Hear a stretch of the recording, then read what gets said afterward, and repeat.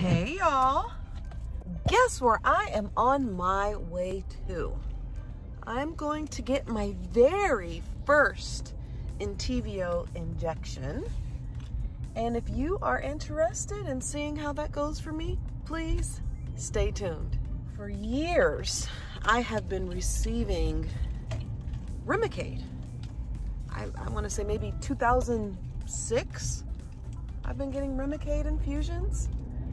And with all of my medical issues that's going on, my medical team thinks that it's time that I stop getting the Remicaid and start getting something else and try to see if the ENTYVIO will help my ulcerative colitis. I've had ulcerative colitis since about 2000, and I was 30 years old at that time, and I was doing so good with the Remicaid. And before you know it, everything just went haywire. I got a cyst on my pancreas, had to get that removed, had to get part of my stomach removed, had to get my spleen removed.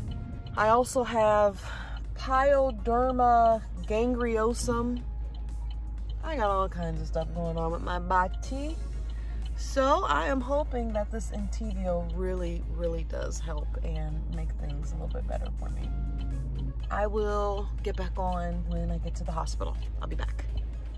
All right, so here is where I typically get the injections put in. I like the injections in my left hand, but unfortunately I had to get stuck 2 times, and I had to get stuck the second time in my arm, but you know, it happens, you know, no one's perfect. This is the ENTYVIO, and it's also some saline, and there is the pump, and here is the cords and how it's coming through my body. But I tell you what, it doesn't hurt at all. Not at all. Whew. I am all done with my very first ENTYVIO infusion, and it was a lot quicker than the Remicaid. You have to order the medication from the pharmacy. So while you're waiting for the actual medication to come from the pharmacy, you are getting saline.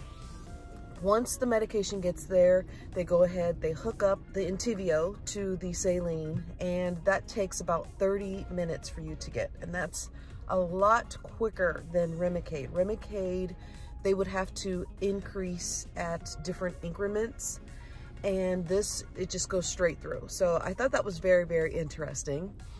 And after that was done, you have to wait 2 hours just to make sure you don't have a reaction, which is okay.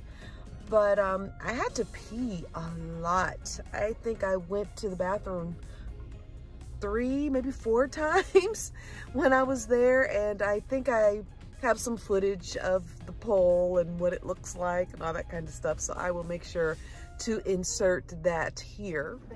Here is the pump and the pole and the medication and all of these cords that I had to take with me to the restroom.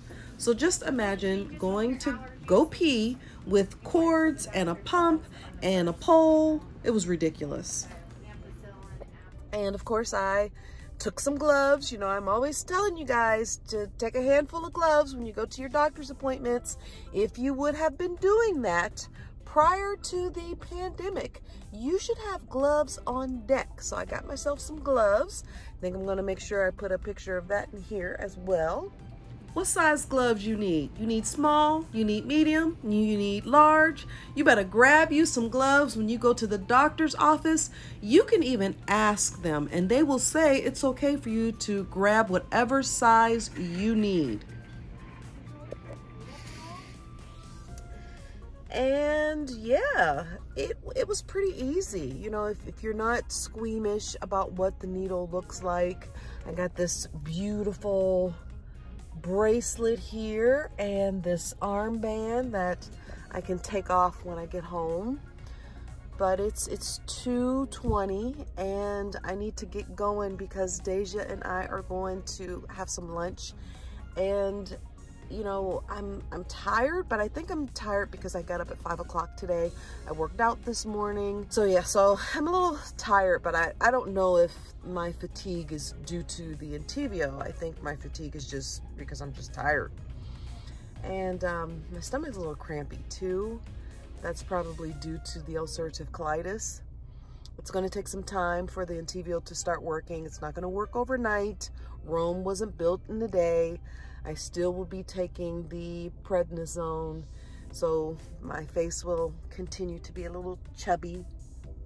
My hair is not looking cute. I am not feeling this hair, y'all. I'm not, like, it'll look nice in the morning when I go to work, but now, But this is it, day 4 of doing twist outs with the melanin hair care. And we'll see what happens when you see me in a couple of hours.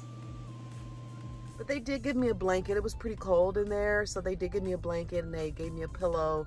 And I did not go to sleep. I actually edited a video, but the Wi-Fi was really not good, so I couldn't watch any YouTube videos and things like that, but at least I did get to edit a video.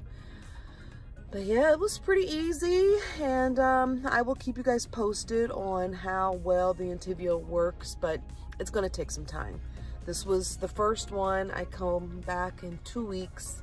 I need to call my doctor's office and see about getting an appointment for 2 weeks because I want to make sure that we stay up on this. I'm glad that you guys came with me for my first ENTYVIO injection, and I will try to put some information down below about the medication and what the ENTYVIO medication does for my body. And I'm still drinking cabbage juice, by the way, too. So I'm taking ENTYVIO, I'm taking prednisone, and I'm drinking cabbage juice. So I'm really trying to get healthier. As always, let's have a conversation down below. Have you ever had to have some type of medical injection, such as ENTYVIO or Humira or Remicaid or any of those types of injections? If so, let's have a conversation down below and talk about it. How long did it take you to find some relief? Did you like taking those medications? Were they very expensive? This was $40,000. I'm so blessed that I have medical insurance. There's no way in hell I have $40,000 to pay for this. Let's have a conversation down below. Don't forget to give me a thumbs up, subscribe to my channel, and I will see you next time. Bye.